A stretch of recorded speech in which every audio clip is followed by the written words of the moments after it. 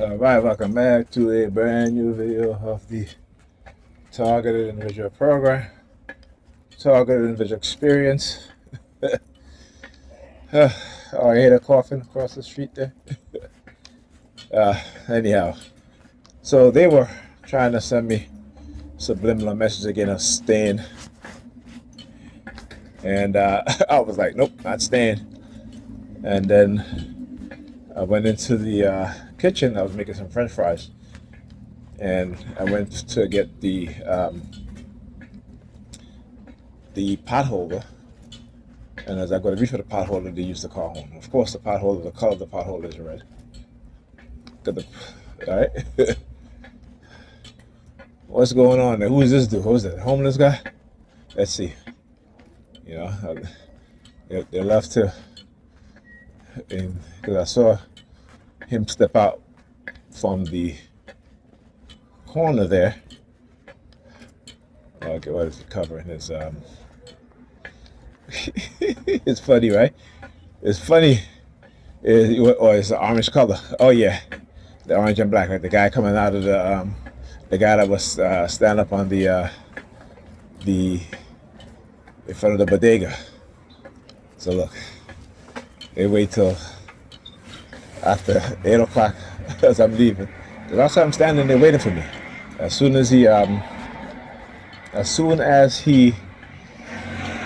saw me, then he started to cover his bicycle.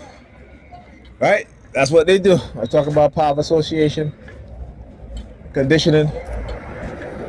Now, had I not studied what it is that they were doing to me over the past 2 decades and beyond, probably 3 decades, I would say. But within the past 15 years, decade and a half of really researching, learning, studying what it is that they're doing. Yeah. Right?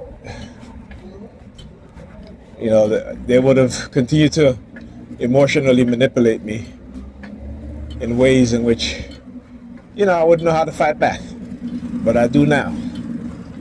Right? And for the past couple of years, they've been trying to use Pam as a tool to try to emotionally manipulate my emotions. Right? That's what they've been doing. So anyhow, today, my daughter didn't get to school until after 9. She said that she missed 2 classes. Ethan missed his first period class again. And I just said to her tonight, I said, hey, can you at least get up and get these kids out of the house on time?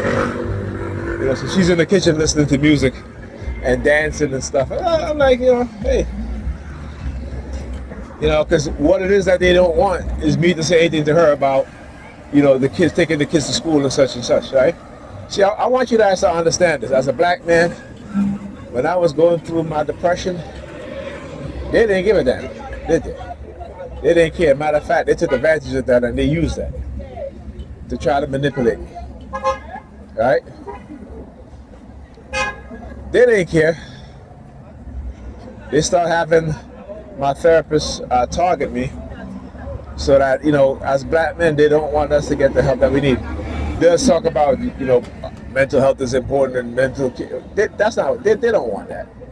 That's what they say. They engage in what is called doublespeak. Right? That's what they say. Right? So we have all these black women being diagnosed with depression and all this stuff now, ADHD now. First it was black boys. Now it's black women. Right? And black women are using that as a excuse to destroy the lives of their children. Right? That's what they're doing. And then getting their children labeled as such so that they don't have to parent. They don't have to do anything. Right? And then when, as a father, you try to instill discipline and structure in your children, and they come and they interfere, they want to do that gentle parenting, right? But for black kids, that doesn't work. Gentle parenting don't work for black children, right? Because you know why? You know the this society is against us, despite what the liberal, white, racist liberal will tell you. They are against us, and they set us up in every single way. And our women have fallen for it through feminism, right? Not even black feminism, white feminism, second wave white feminism, which is not the product of white women. It is the product of the CIA and corporate America, white men, right? Who did they use as the mother of second wave feminism? Gloria Steinem, who was a CIA operative, who they used to infiltrate the black community, all right, and to manipulate black women into adopting white feminism, right? But there's only a matter of time, like I said, as well as others, before they start throwing black women under the bus. Okay? It's only a matter of time. And what they believe is that they have created such a division between black men and black women that when they do throw a woman under the bus, black men will turn their backs on them. Right? And the reason why, if black women turn their backs on them, is because black women have been conditioned to not want to change who they are. And I listen to a black woman say, you know, how, you know, some of them are waking up and saying, yeah, feminism did a job on black women. You know, one black woman said, you know, I remember in the 90s, in the Jerry Springer, it would be the white woman that was acting a fool, dressing all kind of scandalous and shit like that. And she said, now it's black women dressing like that on the streets. They all want to dress like that. You know? So black women are waking up. But in order for them to really wake up and make the change necessary, they have to have consciousness. They have to really start to do some research and see what, you know, these white supremacists have done to black men and black women. They ain't coming here, all that shit. Right? Right?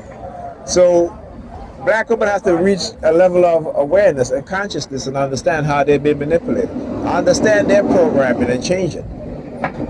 Okay?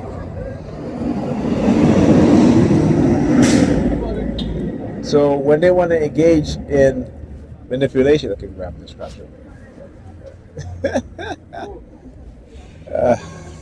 But anyhow, black women have to be aware, consciously aware, are consciously willing to make the change that they need to do within themselves, right?